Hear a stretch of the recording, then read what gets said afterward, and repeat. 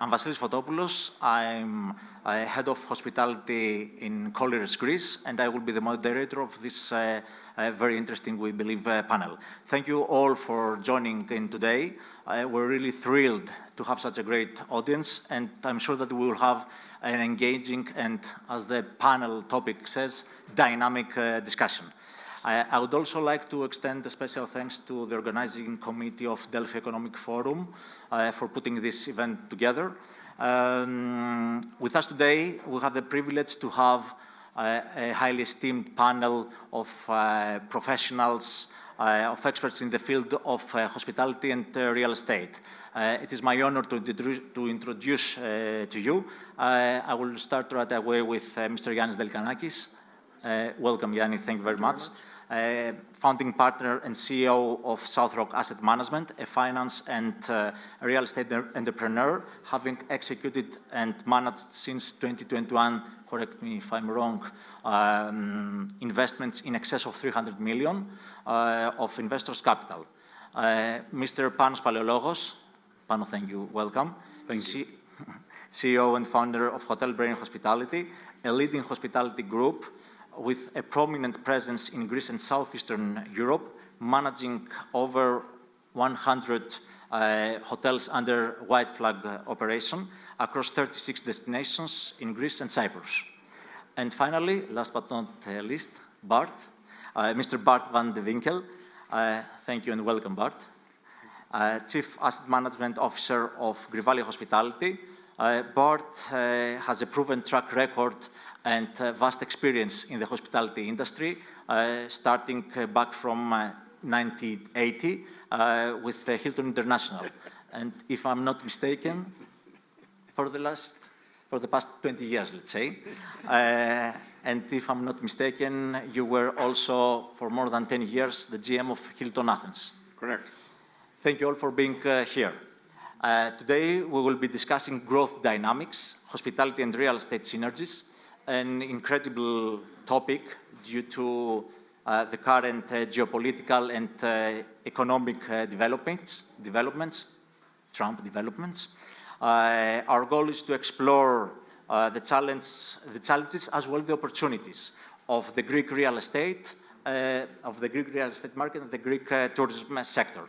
As we wish to have a dynamic and insightful discussion, please feel free if you want to comment, if you want to ask something, jump in the conversation.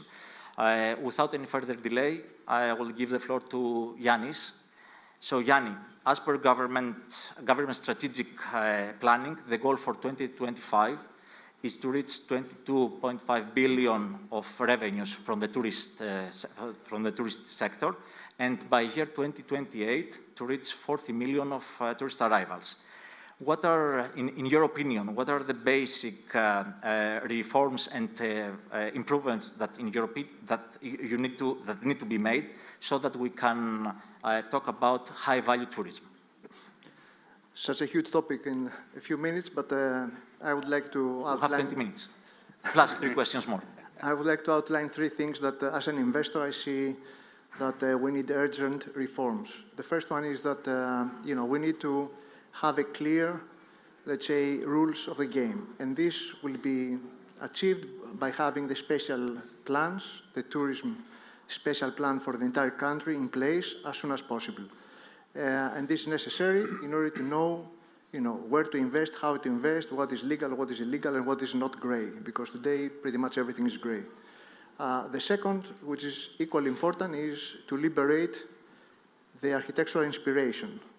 High-value tourism is very closely connected to aesthetics, architecture, and a very nice experience. Today, there is, unfortunately in Greece, an effort to constrain the architectural inspiration, which is a key to successful hospitality, a key to successful real estate, and we try to put everything into small little boxes to be replicated in order to have, let's say, an architecture which is closer to the ex-Soviet Union type of architecture than, the modern architecture. And we have so many talented architects in Greece, which is a real pity to not use them locally and to allow them to go and, use their talent in other countries.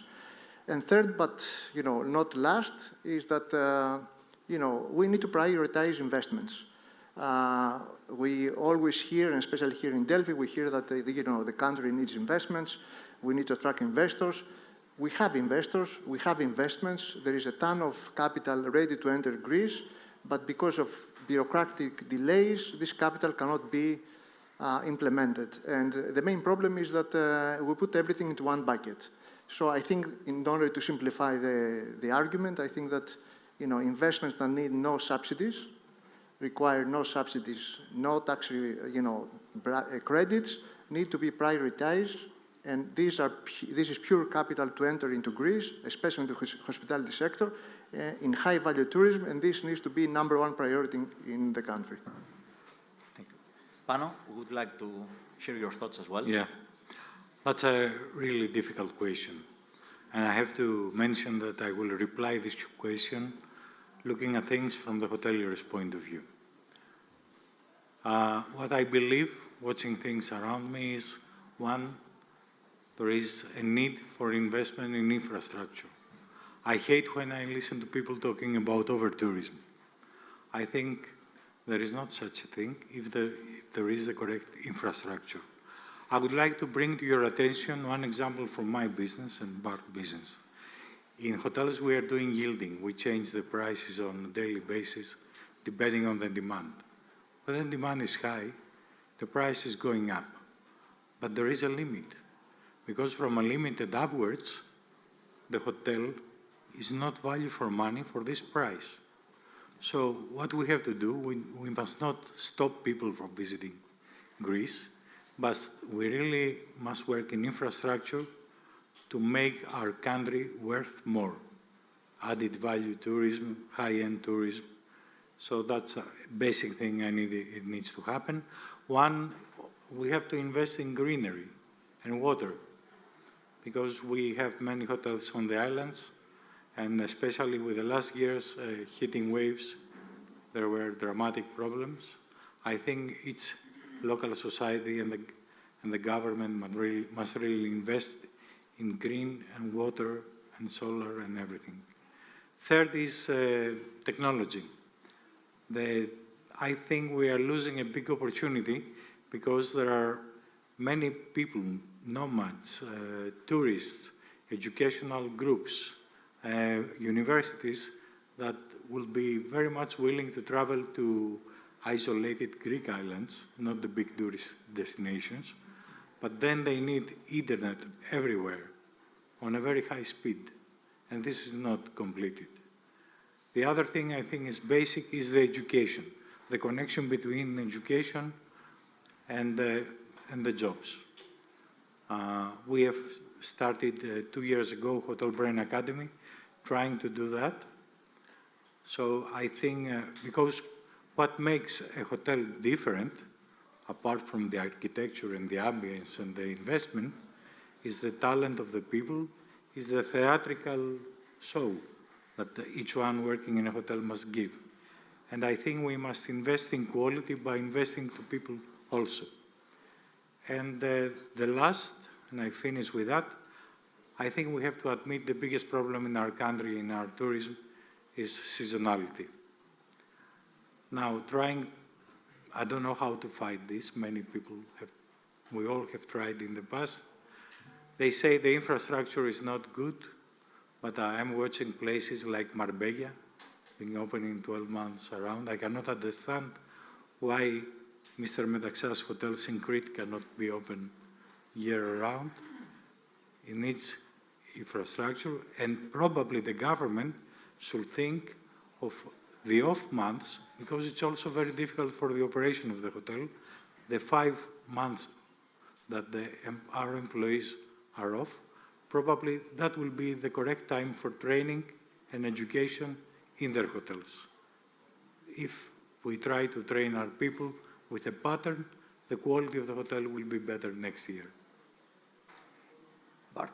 Many good words are spoken, and many true words. I think for us, and we as Grivalia Hospitality, we operate a number of hotels in the ultra-luxury segment. And one of our main challenges is indeed the infrastructure.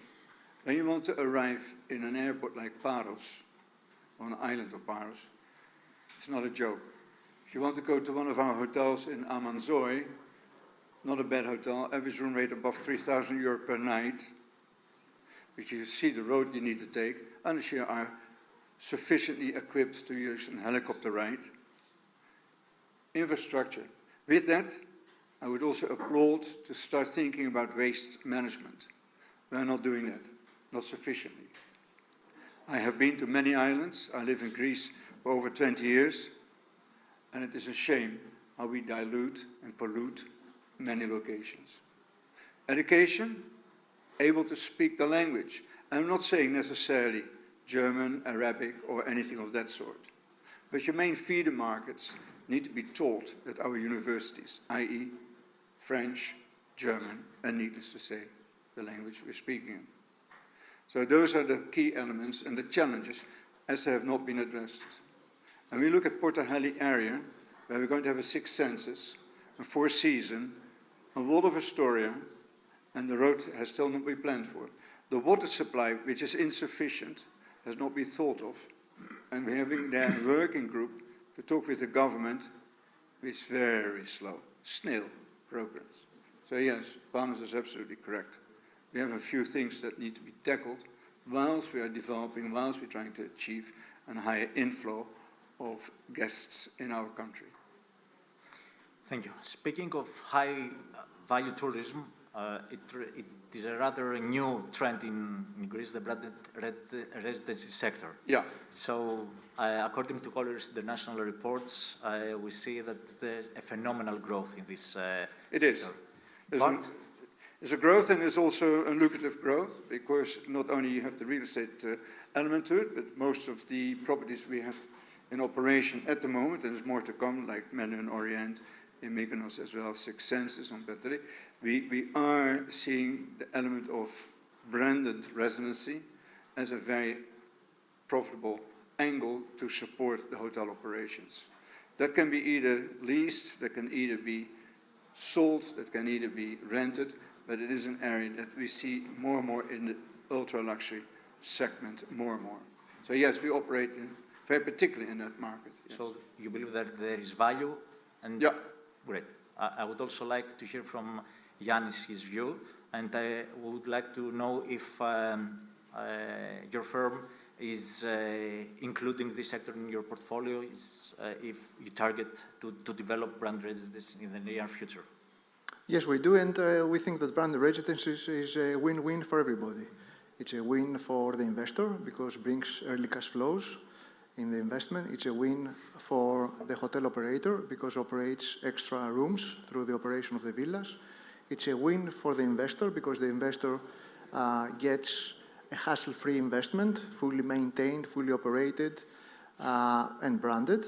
And it's a win-win for the local community because the visitors of these villas or these residences spend more time locally, buy things locally, spend, let's say, money for services locally. So it's a win-win for everybody. And I think that this is something that especially Greece, in various forms, has only to benefit from. Pano? First of all, I believe whatever works outside of Greece, of course, it can work inside Greece, because Greece is fabulous and Greece can satisfy many tastes. Now, branded residencies, they will come because people ask for it. But let's be honest, 10 years ago, we didn't have international brands at all. I think it was only Hilton and Intercontinental. Now that the international brands are here, branded residencies will start to be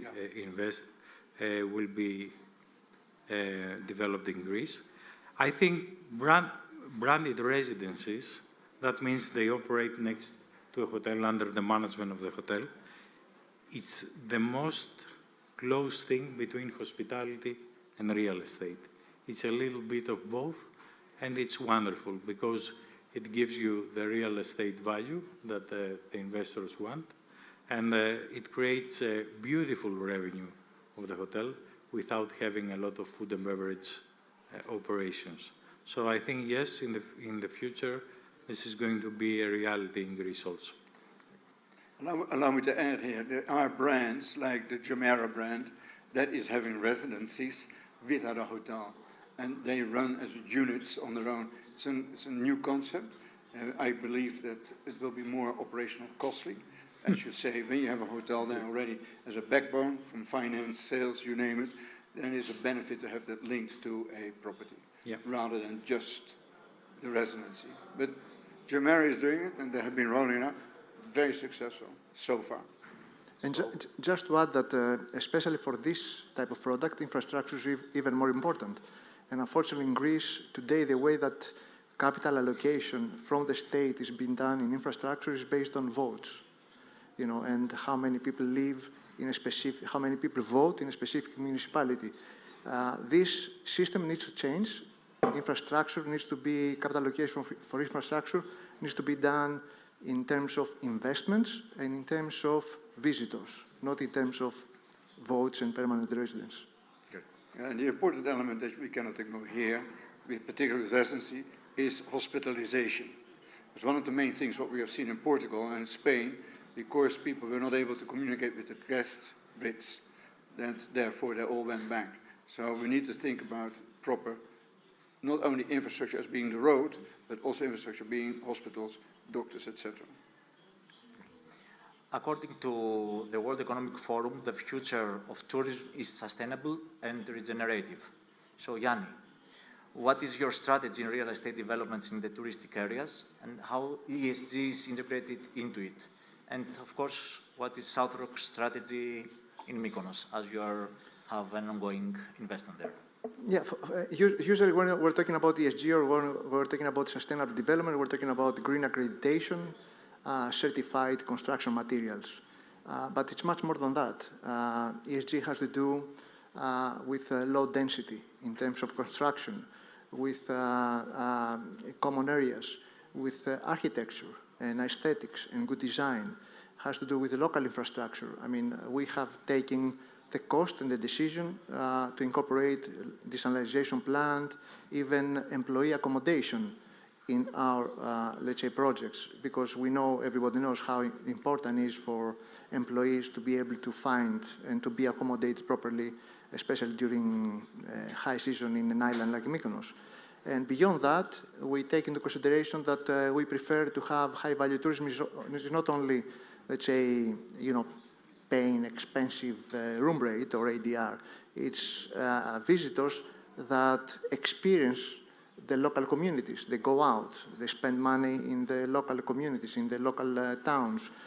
They buy things locally. So our goal is not, let's say, to put the visitors into a small cage in order to take as much possible out of them, but to support the local community as well through that. Great.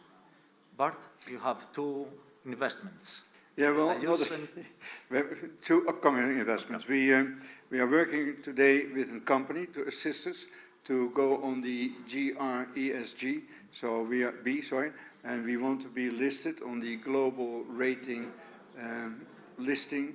We are the first company in Greece, investor as well, hospitality, hotel owner, and this is something that we have embarked upon. So yeah, we are very focused on this particular element. As you've seen in the one and only, that is a fully led hotel, ESG compliance, etc. So yeah, it's the route forward. We cannot ignore the planet when we are not there anymore. And that will be in many years to come, I hope. But, yeah, so yeah, we take care of this. Yes. Pano, your favorite topic? Yes. We are all here. It is my favorite topic. Listen, I really believe that everybody must forget that ESG is a communication tool, because in the early years, that's what everybody was trying to do. We have to realize it's a necessity. It's something we all have to work on. HotelBrain, we really try hard to control the waste, to control the food waste, to make our people feeling a little bit responsible for the community they're working, because most of the times they're coming from other parts of Greece. And especially with HotelBrain Academy, we are doing for the last 2 years continuously. We take people from special teams that are outside of the market. We train them, and then we try to put them in working for us. And this gives us a lot of satisfaction, because that's how things should be. ESG is not a prerequisite. ESG is not a communication tool. It's something that everybody must look very serious with and work on that.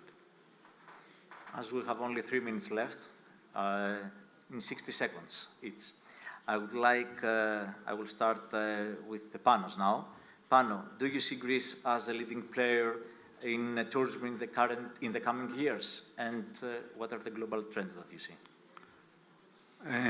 Every year I say that in Delphi. I believe... The same thing?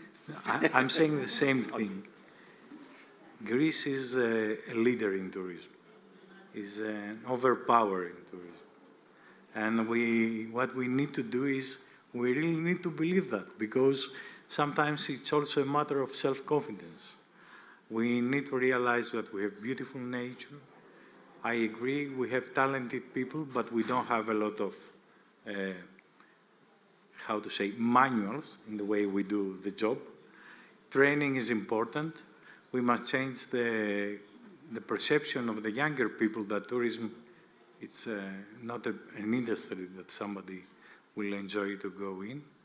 But I'm very positive that Greek tourism will do fantastic, because I think Greece is a place for everyone. We have places that are suitable for younger people, for Generation Z, for everybody, from all-inclusive to boutique properties to family-owned, family-run properties.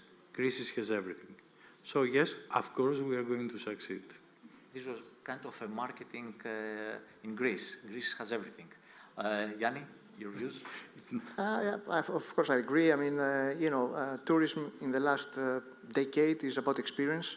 And Greece, I think, as a country, you can find all the experience that someone is seeking as a visitor in very short distances. So this is something unique. And on the other hand, tourism and shipping are the only two industries where Greece is in the top 10 globally. So I think, in terms of that, I mean, because there are a lot of people saying, oh, tourism is a high percentage of the Greek GDP. It is. But, other industries should, flourish and not try to bring tourism down. I mean, this is not the way to decrease the percentage of tourism in the Greek GDP. Bart? Conscious of time, very true that Greece is a leading destination, not only within Europe, but in the globe. But it's only 60% running at full capacity. So the question what I ask ourselves is, how can we unlock the other 40%? Because that is really where the key is going to be. And that sits a little bit in airlift, that sits a little bit in shipping. Can we bring the guests over to other not far remote destinations? But we are missing a large part of that bottle of wine, which is a shame. Thank you very much, all. I don't know if you want to add Panos something, Yannis something? Okay. I will close. Recently, we were in another forum, and I heard the president of a very big brand saying that some years ago, the marketing Greece had the motto, Greece is the land of gods. So should we say that Greece now is the land of investors and brands, because you mentioned Jumeirah? It is indeed a land of investment. Thank you very much. Thank you. Still the land of gods. Still, but still. Despite that. And we are in Delphi. Correct. Exactly. Thank you very much. Thank you. Thank you.